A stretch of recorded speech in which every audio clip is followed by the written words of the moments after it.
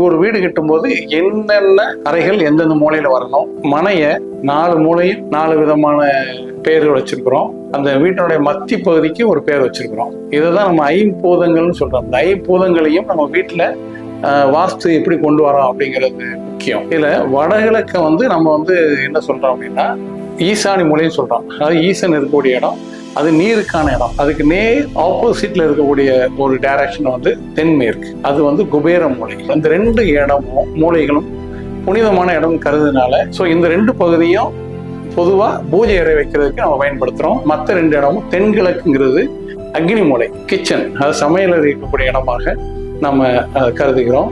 அதுக்கு நேர் ஏற்றால் வடமேற்கு மூலை வாயு மூலை. இந்த வாயு மூலை நம்ம டாய்லெட் வைக்கிறது, ட்ரைனேஜ் சிஸ்டம் வைக்கிறது, இந்த மாதிரி ஒரு பகுதியாக இதை சொல்றோம். இந்த 4 மூலைகளும் போக மத்திய பகுதி பிரம்மஸ்தானம் சொல்றோம். இதுதான் வீட்டினுடைய வாஸ்து அமைப்பு. இது பஞ்சபூதங்களை நம்ம இதுக்குள்ள அடக்கிறது அப்படின்னு நம்ம கருதுகிறோம். வடக்கு பகுதி கொஞ்சம் அதிகமாகவும் கிழக்கு பகுதி கொஞ்சம் அதிகமாகவும் அந்த மனையினுடைய காம்பவுண்ட் சுவருக்கு வீட்டுக்கு இடையில அதை மட்டும் அதிக நீளங்களை கொண்டதாக வைத்துக் கொள்வது நல்லது. மக்கள் நீங்கள் அதெல்லாம் கடைபிடித்து சிறப்பாக உங்கள் வீட்டை கட்ட வேண்டும் என்று கேட்டுக்கொள்கிறேன். நன்றி, வணக்கம்.